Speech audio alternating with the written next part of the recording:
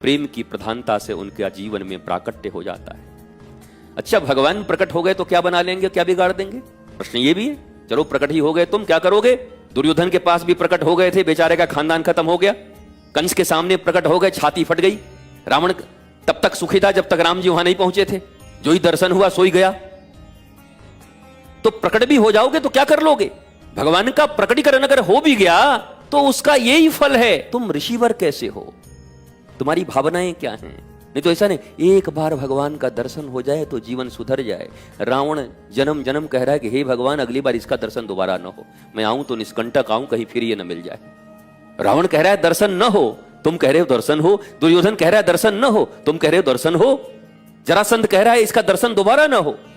गांधारी कह रहे दोबारा इसका दर्शन न होना चाहिए मुझे। इतना कपटी है ये। जीवन में जो अन्याय के पथ पर चलते हैं उनको भगवान ही कपटी लगते हैं।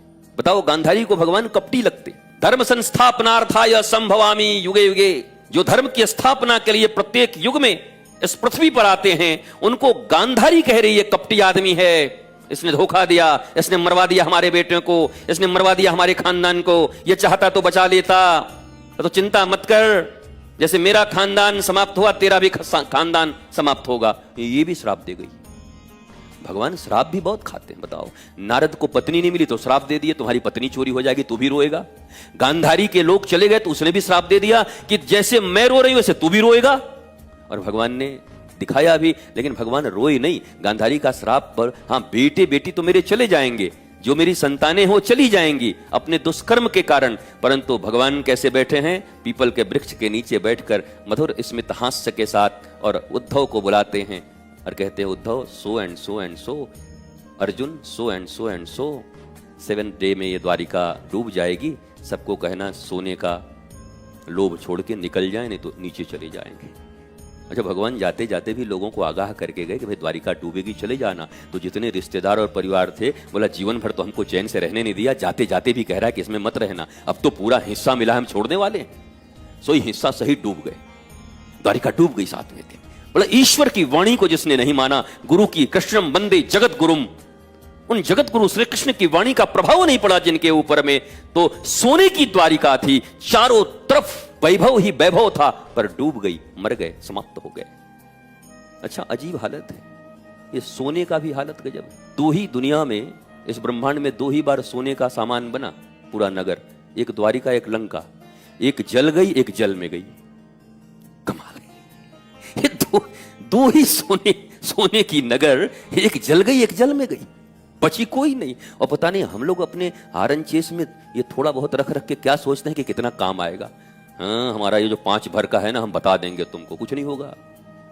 सोना काम नहीं आएगा, काम आएंगे हरि, काम आएगा उनका नाम, काम आएगा तुम्हारा प्रबोध, तुम्हारा ज्ञान, तुम्हारी समझ, तुम्हारी नॉलेज, तुम्हारी भक्ति, तुम्हारा प्रेम, तुम्हारा समर्पण, तुम्हारी प्रपत्ति, प्रणति, ये काम आएंगे।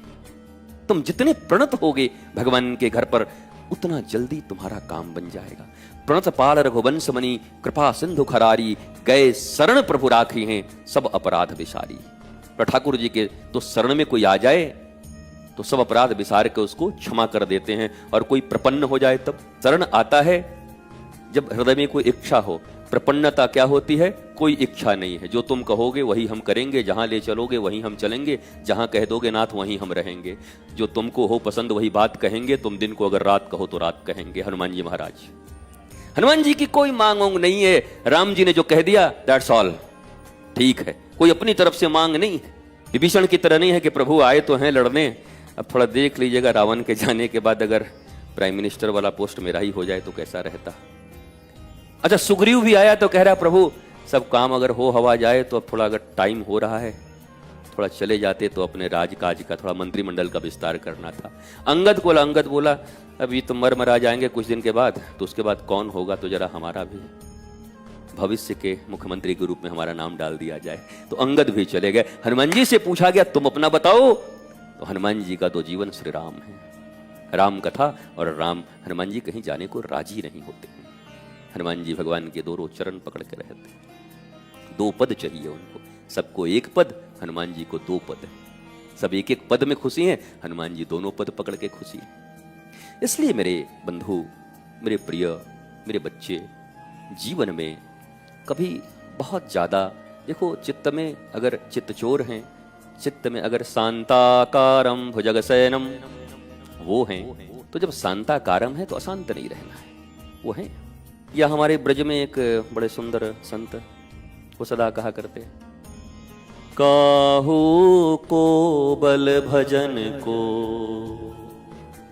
काहू को वाचार, हरे व्यास भरोसे श्री राधा के, सोवत टांग पसार, व्यास भरोसे श्री राधा के, सोवत टांग पसार। हरिराम व्यास जी ठाकुर युगल किशोर उनके सेवित ठाकुर हैं, वृंदावन में हैं। तो वो यही कहा करते थे कि भाई कोई तो यहाँ बहुत भजनानंदी है, काहू को बल भजन को, काहू को आचार, कोई आचार आचरण इतना शुद्ध है, 10 बार नहाता है, 5 बार भीगे कपड़े पहन के पूजा करता है। बोला तुम्हारे पास क्या है? बोला व्यास भरोसे श्री राधा के, सोवत टांग पसार। कैसी निश्चिंतता है। कहते हैं व्यास तो राधा रानी के भरोसे टांग पसार के बस सोया रहता है। भरोसा किशोरी जी का है, दृढ़ विश्वास राधा रानी पर है। इस विश्वास से मैं वृंदावन में पड़ा हुआ हूं। भैया ये विश्वास भी कम नहीं है।